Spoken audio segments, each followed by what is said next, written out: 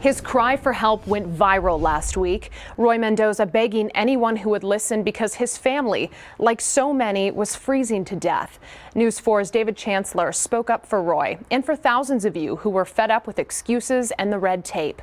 A week later, Roy has power. We're happy to tell you his family is safe.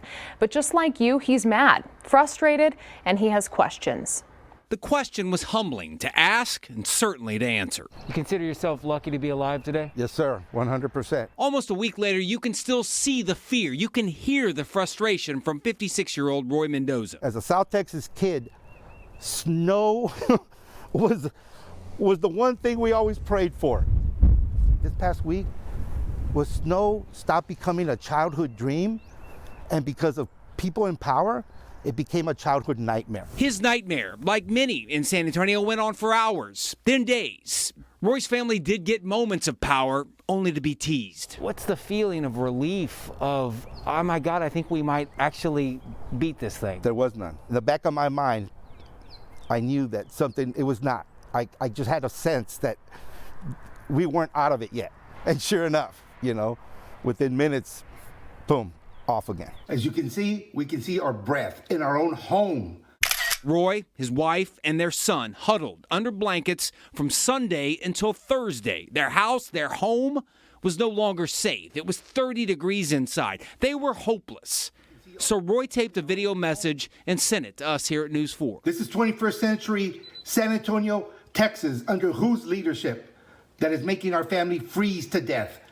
That is, that's humbling. That is one of our viewers, Roy Mendoza. He's talking about what ultimately all of this is all about, and that is survival. That video of a family trying to survive touched a nerve. It aired on TV and then was shared on social media tens of thousands of times. You got to fix this, San Antonio. You folks, we elected you. We trusted you. We trusted that you would make sure that our city, the place that we call home, the place that we raise our kids, we trusted that you wouldn't allow this to happen. David, I'm going to say it again. You saved our lives. I know for a fact from the line crews that told me that they were out there Wednesday night turning on the lights back on because they said all hell was breaking loose in San Antonio. That's what the line crew told me, sir. Because of you, because of what you said. It wasn't me. It was the platform. We simply spoke out for Roy and for thousands of you who were freezing here in San Antonio. Nobody is taking accountability. We can all be pointing fingers. Politicians, you can all be pointing fingers, but never forget that finger starts right here first with we, as citizens, have to hold these people accountable. You tell me how we should feel knowing in a time of disaster, what should we expect now?